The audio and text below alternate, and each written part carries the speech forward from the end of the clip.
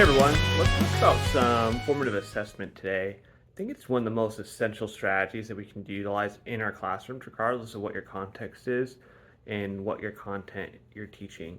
Because formative assessment can not only tell us how our students are performing, and we can now see how they're performing in real time with a lot of our digital assessment tools, but also with tools such as mini whiteboards. It allows us to drive our instructional decision making. We can also embed it within the beginning of our lessons during guided practice as well as towards the end of the lesson. It's just incredibly important for us to see how our students are doing, how can we adjust in real time. And when we go into classrooms and when we're teaching it ourselves, we can strategically put it in various points of junctures of where we can give a student a practice problem for them to complete and for us to then see, do we need to reteach this? Do we need to move on? Do I need to provide additional reteaching for a small group of students? Ultimately, there's a lot of different options, but it's important for us to really think about strategically where we're going to embed formative assessment and essentially how are we going to do it.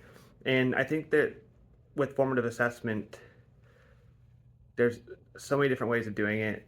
Just figure out 2 or 3 things that you can do on a daily basis and keep the formative assessments very much similar in structure so that your students know the routine of utilizing the tool that you're possibly using, whether it's a digital tool or whether it's not, so that they can easily access that material and tool and so that they can complete it, as well as for you to have that infrastructure in place so that you can see what students are doing, how are they doing it, and how can that drive your decision making moving forward. So it's something that every teacher, instructional coach, school leader, and district leader should be very aware of. And in any context in education, everyone needs to be doing this. And there's a wide variety of ways that can be done. Many EdTech tools, as I just mentioned, and I'll just say some of my favorite right now when we're talking about this in November of 2024 is I really enjoy Quizzes, CurryPod, Snorkel, Whiteboardify, mini whiteboards,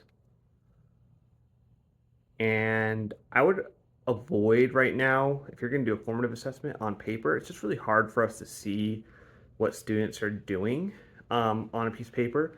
Rather do it on a whiteboard or digital whiteboard type tool. So yeah, I think that the research is quite clear on this too. And really just take the time to find a number of tools and parts of your lesson where you're going to incorporate it, regardless of what you're teaching and what type of population of students you're teaching. So hopefully you found this helpful, and I'll talk to you soon. Bye.